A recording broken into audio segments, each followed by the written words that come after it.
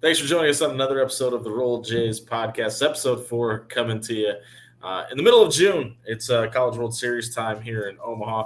Jeff Vanderloo, the assistant coach of Creighton and the director of basketball operations, is going to join us to talk about all things Creighton basketball right now. They've got some camps going on. We'll catch up with Lou, see what he's got going on. Ravi Lula from Her Dad Sports joins us, gives us some NBA takes. Excited to get Ravi's thoughts on this new roster. But before we get there, I'm Jimmy Allen. That's Alex Drake. We're brought to you by Pixel Fire Marketing. Alex, we've spent so much time over the last couple of weeks talking about what this roster looks like and who's coming back that we haven't really had time to get into. The new guys that we're excited to see for this Creighton roster. And we've talked a little bit about the transfers in, but to me, the one wild card for a guy that may be able to fight for some playing time this year that hasn't really gotten a whole lot of time on screen or on the mic or really talked about by the talking heads of the world is a guy like Josiah Dotzler, who I think is going to be maybe the most interesting factor on this team this year. As far as a freshman coming in, has one of the best runs in high school basketball history in the state of Nebraska this year at Bellevue West, wraps up a perfect season, cuts down the nets in Lincoln, headed off to Creighton. If you had to put a percentage on it, what percentage do you think it is that Josiah Dotzler redshirts this season? Ooh, man, I'm 50-50. Yeah, that's where I'm at also. I don't see, and I want to be less because I think that's a guy that you got to get on the floor. I think he has some crazy upside. And obviously older brother Josh was a huge contributor when he was here. I just don't know where his minutes come from. You know, Trey Alexander's going to be a ball handler, and Stephen Ashworth, you brought him in to replace Nemhard. Now, does he earn a spot where he can carve out 5 to 10 minutes a game? I think there's that room. And then you really hope that this team is ahead of where they were at the beginning of last year in terms of being able to put teams away early, and he can get some minutes early on. In hopes that nobody gets hurt, but if somebody does get hurt, he's ready to go and has seen some quality minutes. I think the one thing that may end up making a difference is I don't think he's done growing. We had him in studio for my radio show a couple of months ago.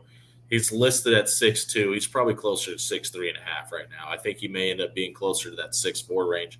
And if you get in a spot where you just kind of feel like you need a bigger body out there, maybe Trey's in some foul trouble or whatever, he may be a guy that I think gets some looks and kind of gets the Fred King treatment where maybe not as much because you have some more depth this year, but could probably give you some minutes because you feel like him getting more minutes is going to benefit you further down the road than keeping him on the bench to save a red shirt.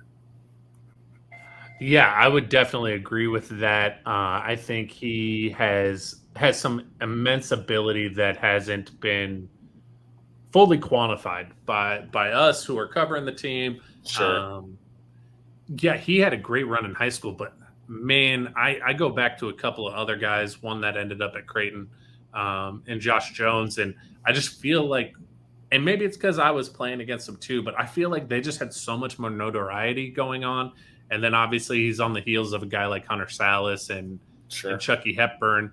I just feel like he's not as well known, and it's kind of a travesty because he's a great player. Yeah, and a lot of people will point at Jason Green a year ago and say, well, he came in with all this notoriety from Millard North and obviously state champions and was rated higher. But I think a lot of the things that people need to remember is Jason was a little banged up at the start of last season too and was dealing with some injury things. But I expect both of those guys to – Jason more so to fit in the fold this year, but I really think there's a very good chance we see Josiah Dotzler a lot more than people are anticipating right now. That's Alex Drake. I'm Jimmy Allen. This is the Roll Jays podcast.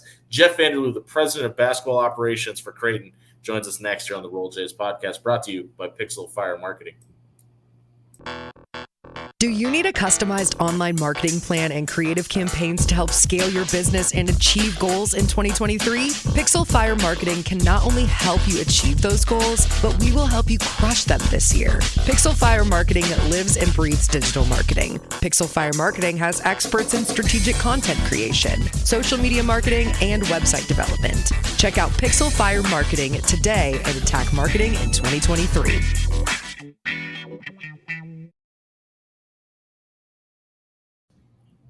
Welcome back into episode 4 of the Roll Jays podcast, brought to you by Pixel Fire Marketing. Jimmy Allen, Alex Drake, joined by Jeff Vanderloo, Creighton assistant coach. Coach, thank you very much for your time during a very busy summer. We appreciate it.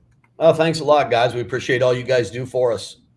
I think the question on everybody's mind as you go into your 12th season as the director of basketball operations is, what exactly does the director of basketball operations do at Creighton University? I think that's a fair question. Some days I still try to find out because I learn I get new stuff all the time. So it's kind of really evolved, and we, now that we have John McHugh, he really helps and does a lot of that type of stuff also. So basketball wise, I do all kinds of I help with the scouts and I watch a lot of videos, what I really do a lot. And that being said, right this second, I'm this morning I was working on camps, and I was working on where we're staying at in Las Vegas when we go out there this year. So it's kind of what really needs to be done by my job is make sure everything is done. And, we have a couple GAs, and Johnny McHugh, of course, is a very integral person as far as getting a lot of that type of stuff done. You don't get to use So where are you staying? Well, we don't know. We got to narrow down to 3 spots. If I knew, I would tell you. But it's kind of you got to do a little negotiating. So that's where we're at. We're in the negotiation phase. Yeah, I just got back from Vegas, so. But I can tell you, we're staying out in Henderson. We play in Henderson, and we play out in Henderson. And Mac says we're going to stay in Henderson. We're not, and it's going to be treated more as a, excuse me, like a normal trip. When we go to a normal game, we're going in there the day before, staying overnight, playing the game the next day, and flying home because we play Alabama on that Saturday. So we got to get home. Lou, not a basketball question here, but I do remember being down there. Mm-hmm. One of the favorite lunch spots to order in was Lenny's Sub Shop. Since they've closed, what have you guys kind of switched to? Oh, we vary. There's those 3 all right there in a row with Pickleman's and Jimmy John's, and then what is it? The New York. All right in a row there on Farnham. We kind of go there a lot. Today we went to go to Block 16. The line was so long we ended up going to Shucks. Yeah, good luck with that. Yeah. Had Pickleman's for lunch this afternoon. Yep. Shout out to Pickleman's.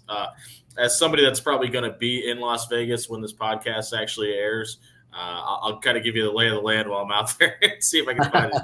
Well, we are lucky enough this year to have a couple Las Vegas guys, so I just talked to them and said, "What help us out here?" So we're steered in the right direction if we can get the prices right. We're 4 episodes into this iteration of this podcast, and we've spent so much time talking about Baylor and Trey and Kalkbrenner all coming back. We haven't had a lot of time to talk much about the new guys. How have you? We know you're only a couple practices into this, but how have the Josiah Dotzers, the Jason Greens, the Brock Weisses of the world fit in with this team? Well, the first week, honestly, what you spend a lot of time doing is teaching them the drills, and like you'll have a goal of, hey, we got to make 120 today. And they can't make it because they don't understand all the spots that you have to fill and stuff. And now they're just starting to get the hang of that. Like today we did a drill we call Nova after Villanova, and it's a jump, stop, and drill. And you got to kind of teach them all the right spots to get into it. And then once they kind of figure out how the drill works, things start clicking. So I don't want to say we haven't really done anything because we've done a lot, but it's some of it is really a lot of learning and not so much playing right at this exact time. But today, the Villanova today went real well. We've done tons and tons of shooting, and they've really shot the ball. Some of these guys came in, fantastic shape and stuff like that. I would say that one person that's really stood out shooting the ball to me is Isaac Trout. He's shot the ball at a high rate so far. That's good to hear. Lou, coming in from the Valley, you were obviously there during the first year in the Big East. Taking a look at the current landscape, how has the Big East evolved from the new iteration back in 2014? Yeah, I mean, you guys have seen it just as well as I have. Right now, the Big East is as good a basketball conference as there is in the country.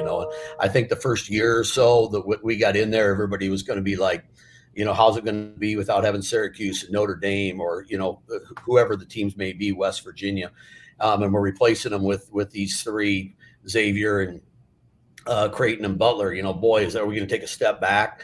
And I think everybody kind of had to feel all that out. But to be where we're at right now is, we're at the top of the basketball world. Come back, Notre Dame, you cowards. Hey, you mentioned off camera it's camp season for you guys right now, and you guys kind of had a cool thing going on this week. 300-plus youngsters of all ages kind of down there camp with you guys. Was that at the Ruth, and how did that camp go? No, so we were on campus last weekend. We had a team camp. We had 40-some teams in here for team camp. It's always good to see some of those prospects maybe play, with their actual high school team so they can see how they're used. And then Monday, Tuesday, Wednesday, we were just at Iowa West Fieldhouse. And it goes great over there, and that's a perfect facility for a camp situation. The air conditioners held up okay for you guys? The air conditioners held up. All the players held up, and got a guest appearance by Doug McDermott and a few things like that. So it was a good few days. Yeah, probably a couple close connections with him to get him into town, huh? Yeah. We all know Doug. I still talk to him on a pretty regular basis. Him and Grant Gibbs and a few of the guys. Yeah, Coach. Looking back, I'm glad you brought this up. You like looking at how the kids are used on the regular high school teams, but as well as I do that sometimes those kids are used totally different on their AAU teams. How do you kind of blend that in the recruiting process? Well, I guess what you certainly. The easiest way to say it is you have to figure out what we want, what part of that game that really fits us well. One thing we really look for is shooters, and we kind of fell off a little bit shooting, but now I feel like getting Steven and Isaac and a few of them back to throw in there with Mason and Baylor, and that it's we're back to where we used to be with a whole bunch of shooters, and that's something that we really like to see. Where 6'6" kid on some high school teams is their center, but we need to know how far he can step out and if he can guard other guards and things like that. So actually, that's probably why we watch a lot of AAU, and some of the reason I guess we watch a lot of AAU is because of they're playing against other really good players. And if they can get to the rim or they can guard somebody in AAU, they'll probably be able to do that at our level. Where sometimes in high school you don't play against the very best players every single day like they do in AAU. You may have already answered this question, but by talking about shooting and the addition of Isaac and Steven. But when you have the level of success you had a year ago, a heartbeat away from the Final Four, it's probably hard to kind of nitpick some things. If there's one or two things that's going to be an emphasis for this coaching staff in this offseason on things to improve on from a year ago. Certainly we lost a couple really good players, especially in Art and Ryan, and so we got to figure out how we're going to replace Art's rebounding, how we're going to replace Ryan's speed, and and always being able to get to the rim whenever he wanted to, and that'll be interesting. We're going to put the ball in Trey's hands a lot more this year, so it'll be interesting to see if he can get it to the rim like Ryan could. We all believe he can, but he played a lot of point guard at the end of at the end of his freshman season when Ryan broke his hand. And then, we certainly have got to get Ryan Kalkbrenner some help on the glass. Those are just off the top, a couple things that need to happen. Coach, switching to a little bit more Trey at the point maybe and bringing in a Stephen Ashworth, do you think that might affect pace of play and overall scheme, or are we still going to be looking to get out and run all the time? Well, we certainly at this point in time think we're going to play faster. And one thing that Steven does a very good job, I've watched tons and tons of Steven when we were trying to decide what point guard we were going to go with, and ended up going with Steven, that he really throws the ball ahead nice. He's where R2 really wanted to dribble the ball and attack off the dribble.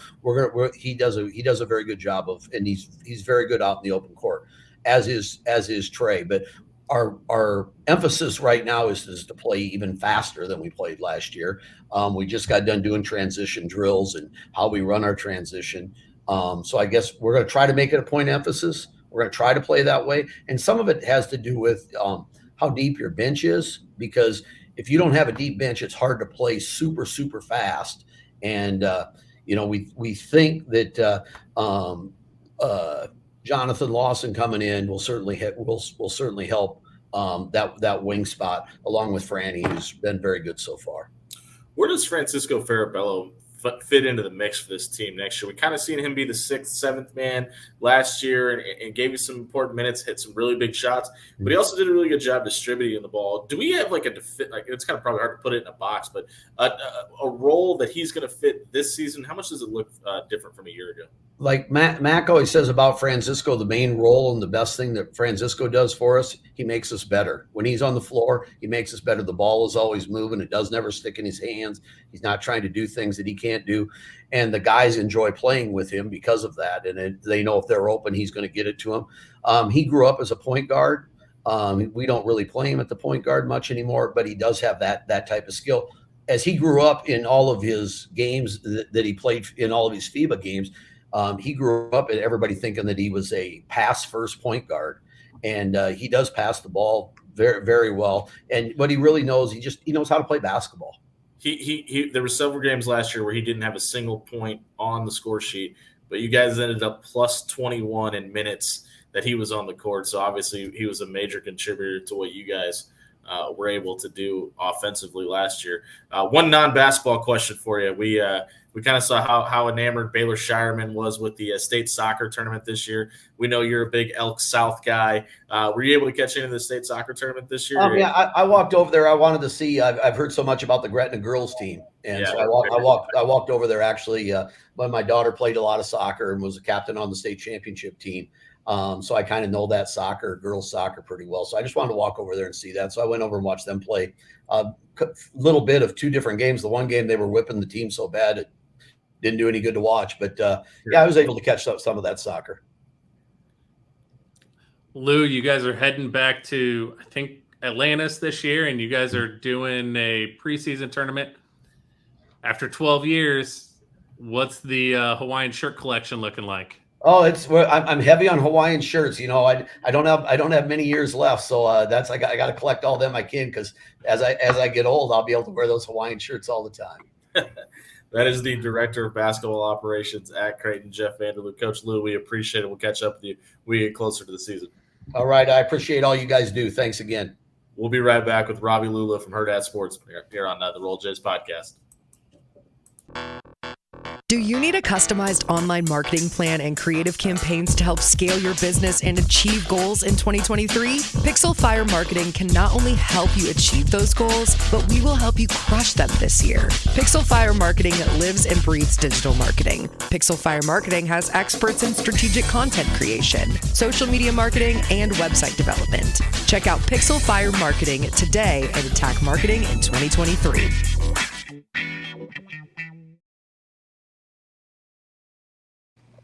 Welcome back into the Roll Jays podcast. Alex Drake, Jimmy Allen. We're joined now by Hurrdat's own Ravi Lula. Ravi, thanks for making time for us today during a very busy summer for you, sir.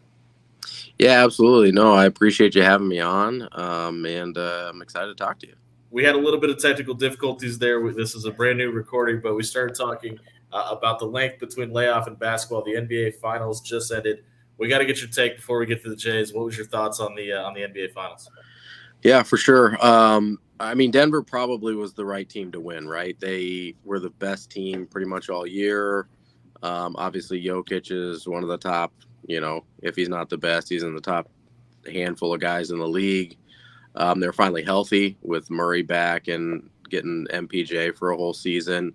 That part of it made sense. The rest of the playoffs were a total cluster. They didn't make any sense at all. Yeah, 7th seed in the East makes it all. Yeah, Milwaukee getting bounced, Miami making the finals, Boston totally self-destructing. The entire season for the Warriors was a cluster. It was a super weird year. I think there is a lot of parity in terms of, there's probably like 6 to 8 teams at any given time that you could be like, yeah, I could kind of see them winning a title. Especially with KD and Booker now in Phoenix. I don't know what they're doing with Chris Paul, but I thought Denver was the best team. The way we got there was really strange. Very. Ravi, do you feel like Joker is going to kind of change the way the game is viewed from a position aspect now, and we're going to get back to some more powerful bigs, but also skilled at the same time? Yeah, I think people are going to look for that. The problem is, I think that underestimates how rare his skill set is at that size. Yeah. Definitely a unicorn. Yeah, I just don't know how many. People may want to do that. I just don't know how replicable it is, right? It's kind of like the Curry thing, where it's like, oh, let's just get really, really good shooting. It's like, well, there's a difference between like really good shooting and transcendent game-altering shooting, right? Like Damian Lillard, really good shooter, had one lucky run to the Western Conference Finals and basically hasn't been anything since then or ever before that, right? So, like, yeah, you can. It's a good idea if you can replicate it, but when you're talking about these, I kind of jokingly coined this term Lula stars, right? But these guys that can win you a title, these guys that can be the 1A on a title team. When you're talking about those guys, most of the time their stuff isn't replicable. So people will try, probably. People will try and find the next Jokic the way they tried to find the next Jordan, the way they tried to find the next Curry.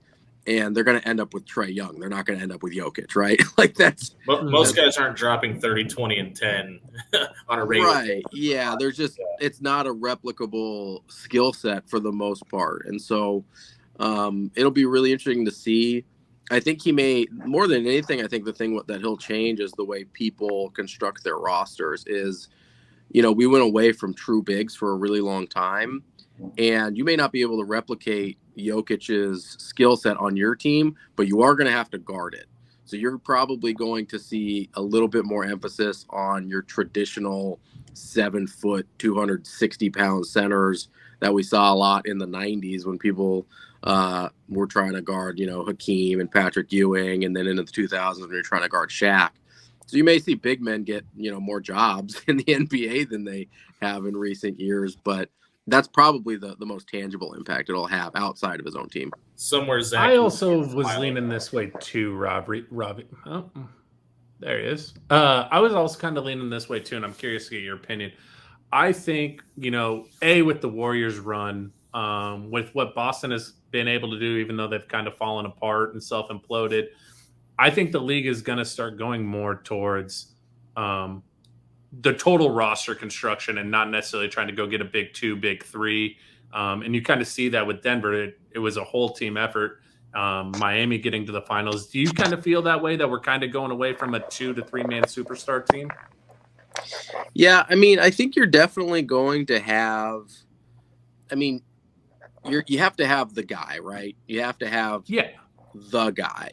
Outside of that, we kind of saw it starting with, honestly, the Kawhi Raptors team was probably the least star-studded outside of, in kind of recent memory, outside of the main guy. That was, you had like a really young Siakam, you had Van Fleet just breaking out, and then it was just a bunch of role players at that point. So I think it's become more feasible to win a title without having 2 or 3 kind of all NBA type guys. I still think people are going to try and put that together because they're intoxicated by that. But even you look at Milwaukee's title run, like Chris Middleton's a really nice player, Drew Holiday's a really nice player, but they're not the Clippers trying to put together Paul George and Kawhi Leonard and all that, right? It's a step down, obviously, from Giannis. So, a lot of it is going to depend on who your guy is and how it makes sense to construct a roster around him. And I think that'll kind of inform. But there's always still going to be kind of that allure of, hey, what if we just put like 2 or 3 really, really good guys together? And with the cap kind of bumping up again, I think you're going to see some teams try it. We saw in Phoenix that wasn't super successful for them this year, bringing in KD. Maybe they try and run it back. I don't know. But I think they're always going to have some kind of balance. But I think more so than we've seen in the last decade, teams have kind of realized, hey, if we just build the team right and we do have one of those guys, we've still got a really good chance. One last NBA question before we get into Jay's stuff. Any takes on Victor Wembanyama? I mean, obviously he's a freak, right? I mean, we've never really seen anything like him. He's a super-sized super version of even Chet Holmgren, and we hadn't really even seen anything like Chet Holmgren, right?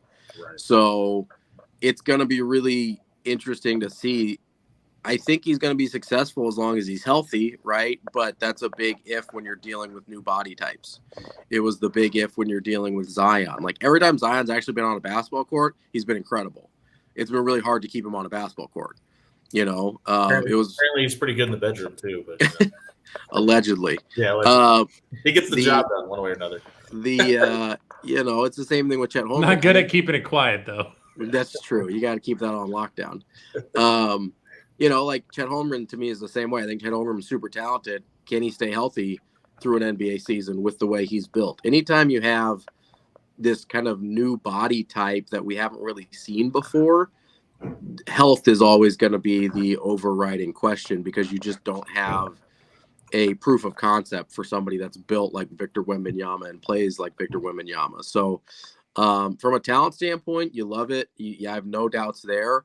It's can he stay healthy? What does it look like in an 82-game season and all that kind of stuff. But he is, I mean, all the hype is legitimate in that, he is a generational type prospect. And then really the only question for me is can that body type stay healthy in the NBA? And I don't know that.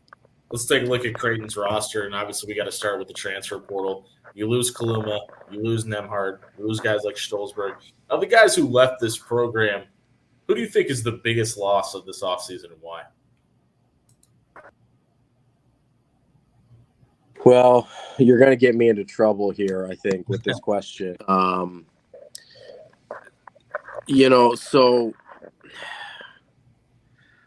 it's probably Nembhard. I don't think that's a controversial take.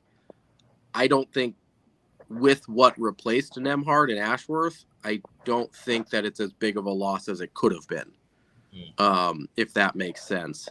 I also, like, Nembhard wasn't perfect. Like when he first put his name in the transfer portal, people kind of panicked a little bit.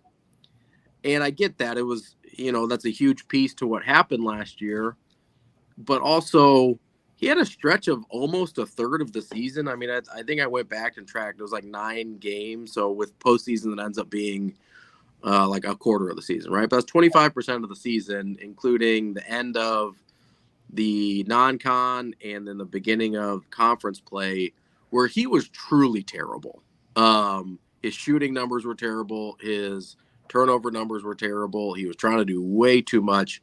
I mean, he was playing legitimately bad basketball. And people just kind of forget about that because of the other stuff. And it's like, yeah, he was good a lot of the time, but he was only like above and beyond probably that same amount of time, like a quarter of the season, like he was really terrible. And the rest of it was somewhere in the middle. And so is he a loss? Absolutely. Is he irreplaceable? Absolutely not. That's I guess kind of my point here. Kaluma, I think was always destined to not be on this team next year in one form or fashion. I think Isaac Trout's a better fit.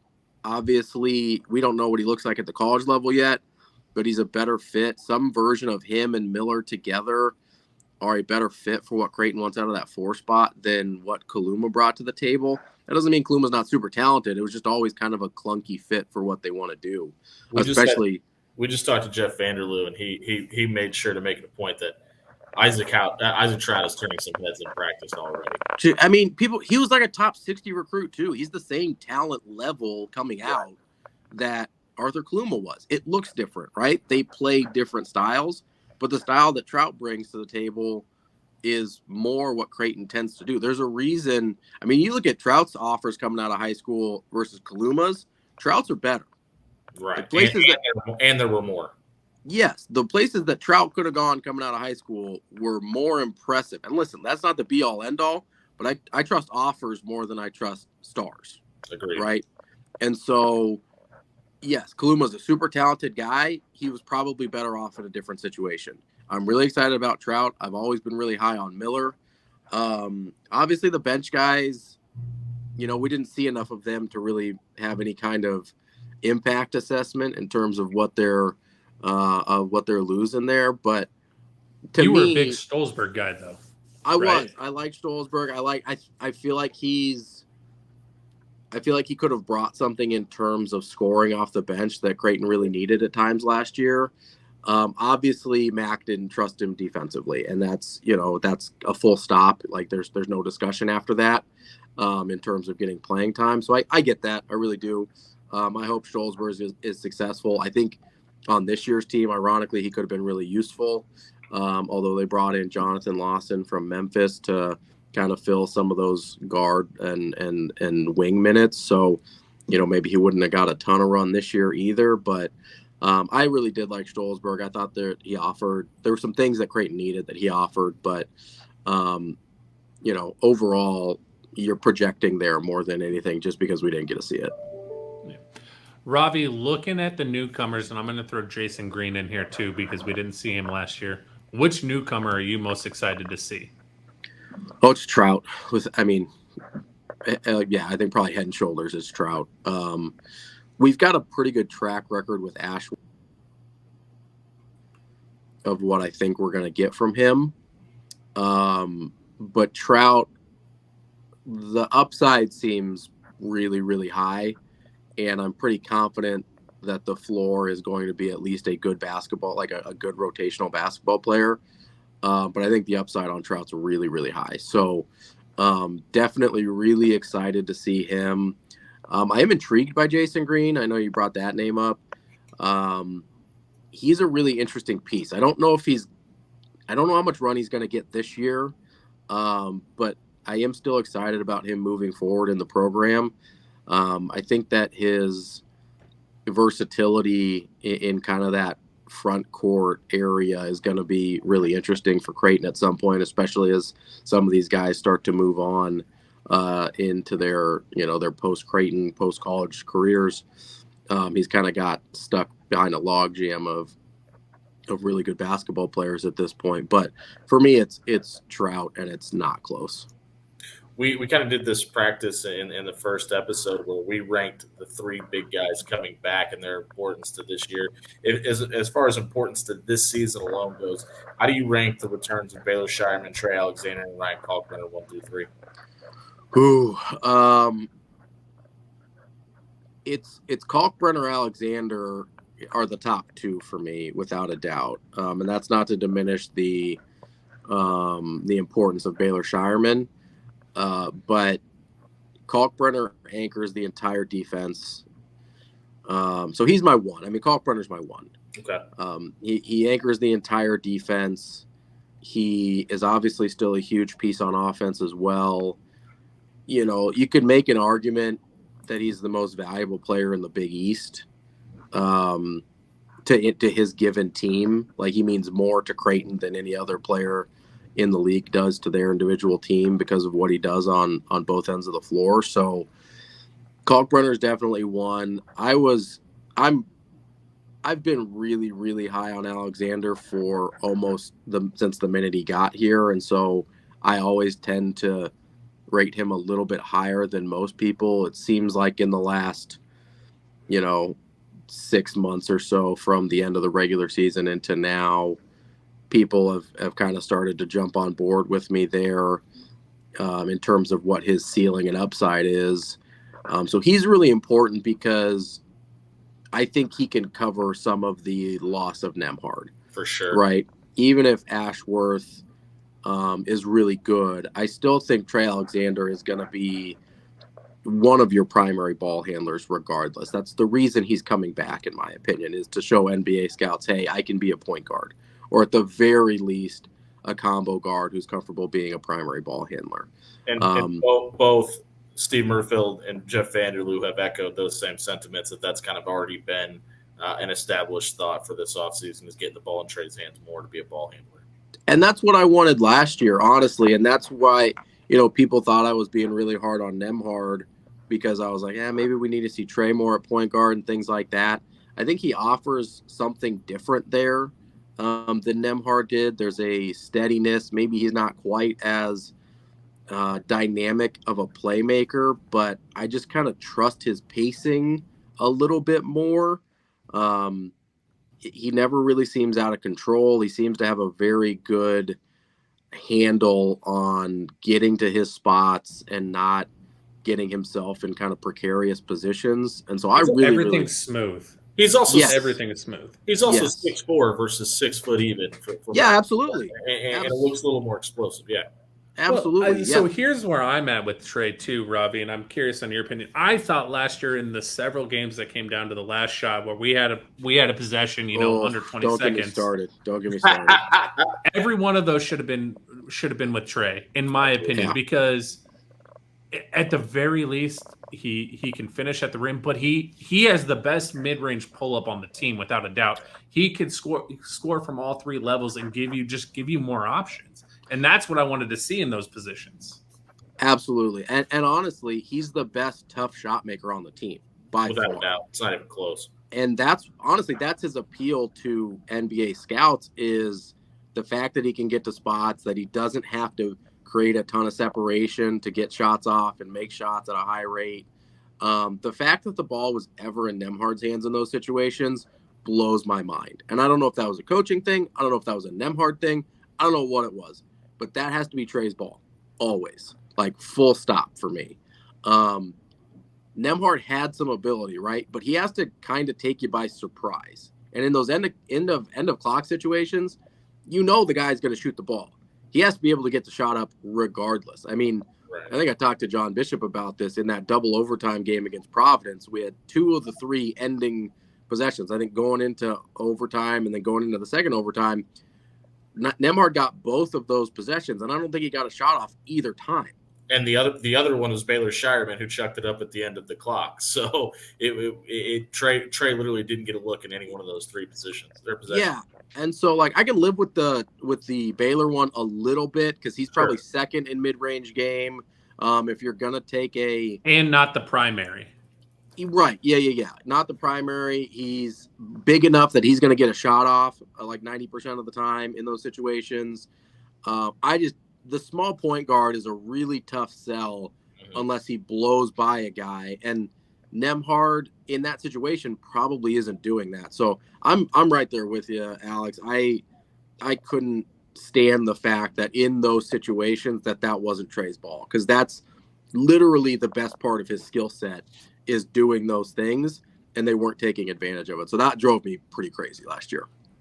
Robbie, let me ask you this with the new roster construction too. Jimmy and I have kind of talked about it, and we're curious what other people think. With it appearing to be so much more length, you have 6'10" Isaac Trout, Fred King ready to go, maybe Jason Green, Jonathan Lawson. Do you think maybe we see some bigger lineups with Trey or Stephen Ashworth at the 1, or even a Baylor Shireman running point? Just to throw some different looks this year? I don't know if we'll see Baylor at the point. I do think we'll see Trey as a primary point guard a decent amount. I don't think they're going to try and run Ashworth the 38 minutes a game that they were running Nembhard or anything like that. I think he'll play a lot. I think he'll be good for Creighton. Not to say that he won't be, but I think there will be some carved out time intentionally for Trey to be the primary ball handler and act as the point guard. I'd be a little surprised if Baylor was the primary ball handler. Like in half court situations, it makes sense. He can kind of play a point forward thing. In a big lineup, I mean, theoretically you could get really big if you wanted to go like Trey at point guard, Baylor at the 2, go Mason Miller at 6'9" at 3, Trout at 6'10" at 4, and then Kalkbrenner at the center. I mean, you're getting 7'1", 6'10", 6'9", 6'7", 6'4" is your lineup. Like, that's pretty enormous there. If you want to switch out Lawson for Baylor, because he maybe don't feel great about him at the 2, that's still 6'6" instead of 6'7". So, I mean, that's an NBA-sized lineup and bigger than a lot of NBA lineups, frankly. So you could even keep Mason in there and throw Trout at the 5 if you still need to spread the floor with all 5. I mean, I'm curious to see what they can do here. Yeah, so that's actually more where I think you'll see is, and I don't know how much because Kalkbrenner is going to play as much as they can possibly play him, right? Because of how Fred King sitting over on the bench too. Yeah, right. And so I don't know how much they'll go to this, but they do have an option for a small ball lineup, and I say small ball kind of like in quotes because your small ball center would be 6'10" Isaac Trout, right? And the average size is 6'6". Yeah, which is then.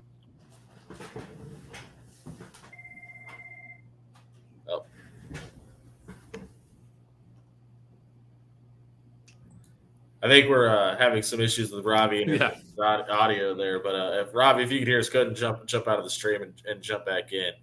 But I mean, it's going to be a tremendous spot for this team to be in, right? If you can get an advantage from a size standpoint and a skill standpoint, I don't think that there's anybody else in the Big East that's going to be able to keep up with you. No, I don't think so either. I don't think Ravi is aware that we're unable to. We'll go ahead and wrap up, Ravi, with that being said. And thank you to Ravi Lula for joining us today on the Roll Jays podcast. You can follow him at R.A. Lula on Twitter. He's obviously having some technical difficulties, but some great insight. He's over with Herd at Sports. Definitely catch him on Coffee and Cream with Damon Benning in the morning as well. Follow him on Twitter. Follow all the stuff that he does. Does a ton of NBA coverage and Creighton coverage as well. Thank you very much for checking out episode 4 of the Roll Jays podcast. We'll be back next week. We'll catch you then. Go Jays.